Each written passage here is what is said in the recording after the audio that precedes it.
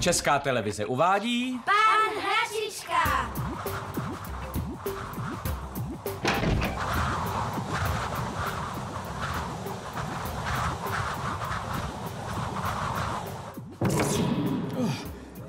To je ale příšerné počasí. Vítám vás, moc rád vás tu opět vidím. Tam venku je to hrůza.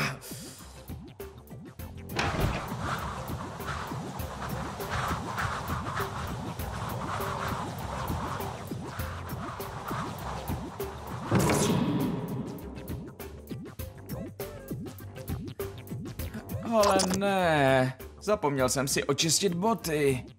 To je ale nepořádek a všude jsou listy. Na druhou stranu mě ale díky tomu něco napadlo. Pojďme to hned vyzkoušet.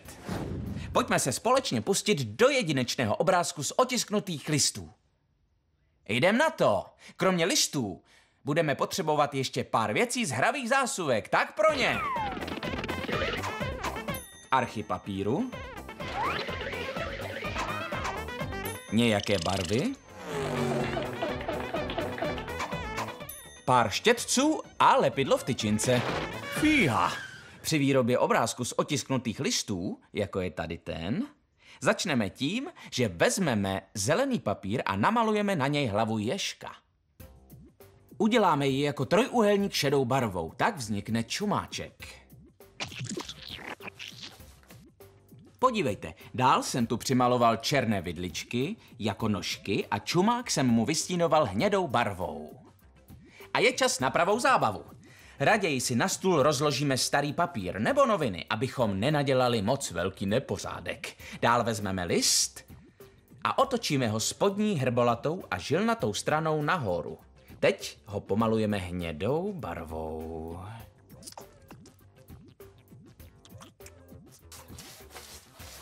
Připravíme si arch bílého papíru, list opatrně zvedneme a pomalovanou stranou dolů ho jemně přitiskneme na papír.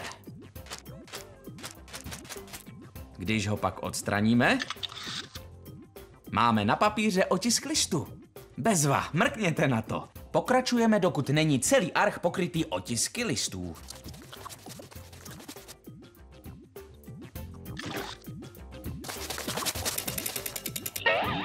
Otisky necháme zaschnout a pak je jeden po druhém vystříháme. Dáváme ale pozor, nůžky jsou ostré.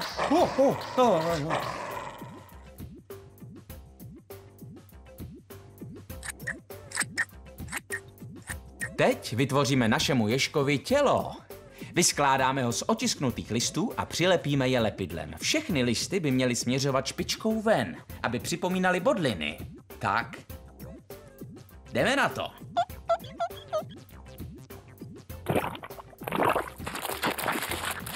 Nakonec domalujeme pár detailů černou barvou a uděláme ježkovi oči a nos. A máme tu ježka Jendu z otisků listů, co se v nich rád schovává. Ne, tak nahlas, sotva jsem se vzbudil. Promiň, Jendo. Můžeme použít různé typy listů a vyzkoušet i další nápady. Například jelena. Uděláme ho tak, že mu nakreslíte tělo a parohy vytvoříte z otisků úzkých listů. Nebo dokonce i lva, kterého vytvoříme tak, že mu nakreslíme tvář a hřívu uděláme z otisků špičatých listů.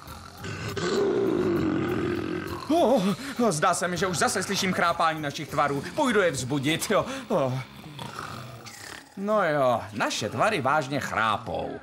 Už zase spí. Pojďme je vzbudit.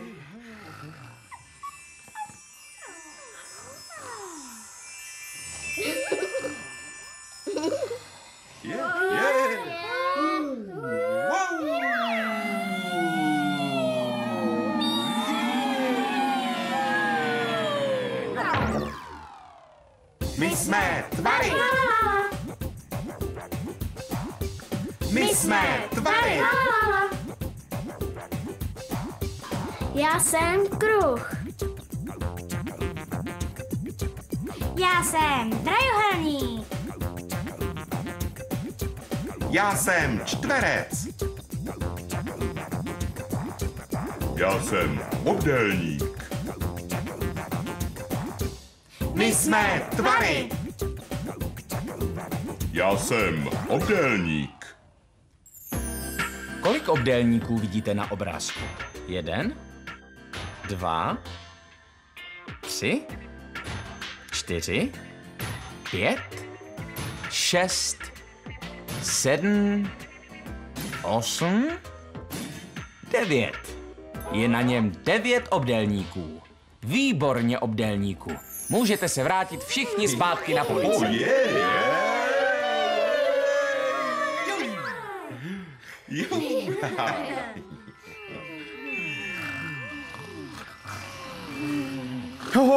Ta dnešní hádanka byla skvělá a trefil jsem počet. Tady tikáč, vyrobíme do minuty. Vyrobíme do minuty. Honem všichni. Už jste někdy chtěli rozesmát kamarády? V tom případě tu mám nápad. Legrační vyskakovací oči. Můžete si je buď koupit v obchodě, nebo si udělat vlastní. Na výrobu těchto vyskakovacích očí budeme potřebovat 4 proužky barevného papíru, 2 kruhy z barevného papíru, staré brýle. Čaues. Lepidlo v tyčince, bílé samolepky, černý fix a lepicí pásku. A teď, myslíte si, že se dá tohle vyrobit do minuty? Nenech se vysmát. Tak to pojďme zjistit. Budu muset postupovat děsně rychle, ale nebojte, nakonec si to celé ukážeme ještě jednou. Takže připraveni, pojďme si je vyrobit do minuty. Spusťte stopky! Ze všeho nejdřív si vyrobíme vyskakovací housenky. Vezmeme 2 proužky papíru a jeden přeložíme přes druhý. A pak ten druhý zase přes první a první zase přes druhý a druhý zase přes první. A takhle pořád dál, znovu a znovu. Jednu housenku bychom už měli, paráda. Tak ještě vyrobíme tu druhou. To je ono, vyskakují jako divé. Paráda, to je něco. No, musím přidat na rychlosti. Druhá housenka je hotová. Dál vezmeme lepidlo a naneseme ho trochu sem a přilepíme na housenky kruhy. Půlka času je pryč. Už půlka času, to ne. Kde mám ty kruhy? Tady jsou. Sem přilepíme jeden a semhle druhý. To budou naše oči. Vezmeme černý fix a doprostřed každého nakreslíme puntík. Tak, to je ono. Jednu zorničku sem a druhou sem. Paráda. Tak, teď vezmeme kus lepicí pásky.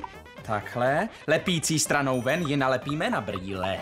Jeden kroužek už máme. Teď druhý, zbývá mi 10 vteřin, ale ne, dochází mi čas. Jedno oko přilepíme sem a sem druhé a je to! Mám to! Jen tak. Pokud budete mít víc času než jen minutku, můžete si vyrobit i další legrační vyskakovací oči. Moc vtipné. Vypadají úplně jako oči nějakého robota. A co takovéhle bláznivé oči? Čím legračnější, tím lepší. Legrační vyskakovací oči. Schválně si je zkuste vyrobit do minuty. A teď si pojďme připomenout, jak na to. Vrátíme se na začátek a znovu si to projdeme. Vezmeme 4 proužky barevného papíru a takhle je poskládáme, aby z nich vznikly 2 vyskakovací housenky. Na ně přilepíme 2 kruhy z barevného papíru a doprostřed nalepíme bílé samolepky s tečkou uprostřed jako oči. Nakonec housenky přilepíme k brýlím a máme legrační vyskakovací oči. Schválně si je zkuste vyrobit do minuty. Ahoj, pane hračičko, hádejte, co budeme dneska představovat. To nevím. Pojďme se podívat.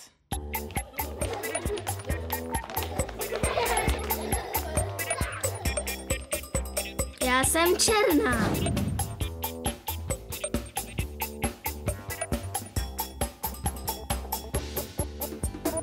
Já jsem tmavě modrý.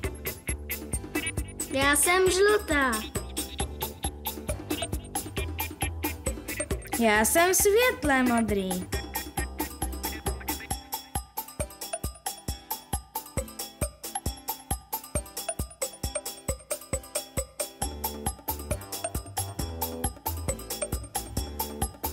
Já jsem šedý. Je z nás vrtulník. To jste ale šikulové, tak naschle příště. A teď už nadešla chvíle dát si to do rámečku. Do rámečku? Do rámečku! Tak, pojďte se na to podívat. Připravil jsem si pro vás fantastický obrázek robota. Vypadá tak skvěle, že si ho dáte do rámečku. Na jeho výrobu budeme potřebovat tmavý barevný papír, různé druhy lesklých stříbrných papírů, nůžky, lepidlo, fix, třpytky, lesklou stuhu a nakonec hvězdičku a pár samolepek. Při výrobě obrázku robota začneme tím, že si na stříbrný papír předkreslíme obdélník a opatrně ho vystřihneme. Ten bude tvořit tělo našeho robota. Dáme ho na tmavý barevný papír, který nám poslouží jako pozadí. Dál nakreslíme hlavu, ruce a nohy a také je opatrně vystřihneme. Hlavu pak rozstřihneme vodorovně na 2 poloviny a uděláme robotovi takovouhle velkou pusu. Hlavu, nohy a ruce si rozvrhneme na papír, ale zatím je ještě nelepíme. Detaily těla našeho robota vytvoříme z lesklého papíru a oči vytvoříme z bílých samolepek. Paže a nohy mu uděláme ze stužky stočené legračky do spirály. Když jsme s robotem spokojeni, všechny části přilepíme. Navíc můžeme přidat hvězdičku. Obrázek se stane zajímavějším, když do horního rohu nakreslíme lepidlem kroužek a další uděláme na dolním okraji papíru. Přikreslíme ještě pár čar a pak lepidlo posypeme třpitkami. Přebytečné třpytky oklepeme a zameteme. Koukněte, třpytky se přilepily na lepidlo a dotvořily tak fantastický obrázek robota. Takový parádní obrázek můžete vyrobit také vy a pak si ho můžete dát do rámečku. Je fakt působivý. Teď tu mám ale něco vážně výjimečného. No podívejte se sami, mám tu svou kouzelnou tužku, která umí kreslit docela sama. Sledujte. Už jde na věc, moje kouzelná tužka. Co asi vytvoří tentokrát?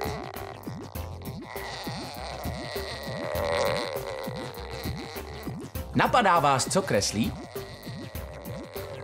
Dál a dál se tužka žene, co to kreslí, uhádneme. Páni, je to lyžář. Výborně, kouzelná tužko. Tak co se to tady děje? Venku je zrovna dost velká tma a taky dost strašidelno. Když už jsme u toho strašidelna, tak jsem se včera ráno pěkně vyděsil. Probudil jsem se z báječného snu o čokoládovém dortu, když v tom jsem zahlédl něco, z čeho jsem málem strachy vyskočil z kůže. Přímo vedle mojí postele jsem uviděl hrozně divného tvora s vykulenýma očima, velkýma ušima a divoce rozcuchanými vlasy. Až po chvíli mi došlo, že je to můj obraz v zrcadle. A že se to dívám na svoje vykulené oči, velké uši a rozcuchané vlasy. Víte, nechápu, jak jsem mohl být tak hloupý, ale nevadí. Každopádně mě přitom napadla skvělá věc. Pojďme si něco vyrobit. Parádní strašidelnou nádobu, do které si budete moct schovávat svoje oblíbené drobnosti. Jdeme na to. Napřed ale budeme potřebovat pár věcí z hravých zásuvek. Plastovou nádobu, pestré barvy, tužku a štětce, disperzní lepidlo, váleček na nudle a starý podnos. Jo, a taky kus tvrdnoucí modelovací hmoty, co se dá koupit ve výtvarných potřebách. Hned jsem zpátky. Tak tady je, to je naše tvrdnoucí modelovací hmota při výrobě strašidelné nádoby, jako je tahle. Nejdřív vezmeme pořádný kus modelovací hmoty a rozválíme ji na starém podnosu. vezmeme váleček a začneme válet.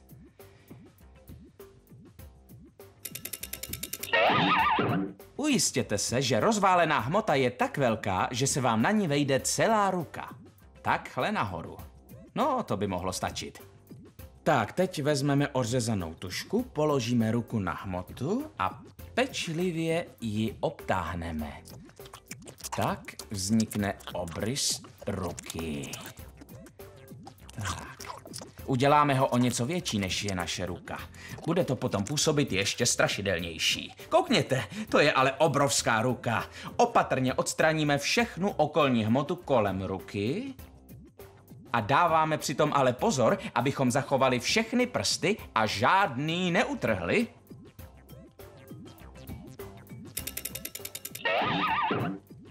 Teď vezmeme plastovou nádobu a velmi opatrně ohneme prsty ruky kolem uzávěru. Tak, jdeme na to. Takhle ji tam nasadíme. Tak. Když jí pak trochu ohneme prsty, bude to vypadat, jako by víčko svírali. Jednotlivé prsty můžeme trochu zmáčknout. Takhle, aby vypadaly opravdověji. Dál nalepíme kousky hmoty na klouby na ruce a na prsty.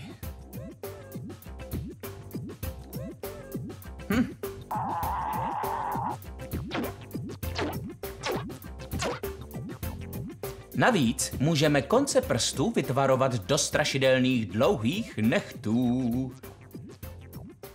Pokračujeme, dokud nemáme vymodelované všechny prsty a pak necháme ruku téměř zaschnout. Teď můžeme ruku z hmoty pomalovat nějakou pěkně strašidelnou barvou, třeba strašlivou zelenou nebo jinou barvou. A protože ruka není ještě úplně suchá, můžeme ji sundat a pomalovat ji i ze spodu.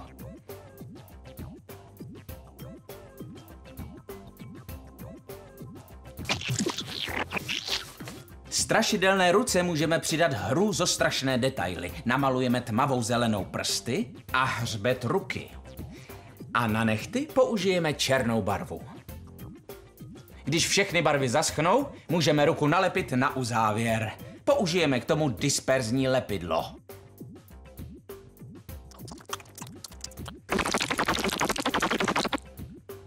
Tak, pěkně ji tam nasadíme. Nakonec můžeme celý uzávěr i ruku přetřít ještě jednou vrstvou lepidla. Ruka tak bude odolnější. Když všechno pořádně zaschne, můžeme si do nádoby uložit všechny svoje strašidelné věci. Například tyhle děsivé hmyzáky. Fuj. Vyrobit si můžeme i hrozivou chlupatou ruku. Pomalovali jsme ji hnědou barvou a s vrypy tužkou vypadá jako chlupatá. Další variantou je kostlivcova ruka. Strašidelnou kostru ruky uděláme hubenější a kostnatější. Je to zábava vyrábět strašidelné nádoby. Končíme. Tikáči, to jsi ty. Jo, fakt sranda. Vypadá to, že můj tvůrčí čas vypršel, ten váš ale právě začíná. Brzy na viděnou. A mně už jen zbývá dát všechno zpátky do krabice. Líbí se vám nápady pana Hračičky? Tak se nezapomeňte dívat i příště. České znění vyrobila Česká televize 2014.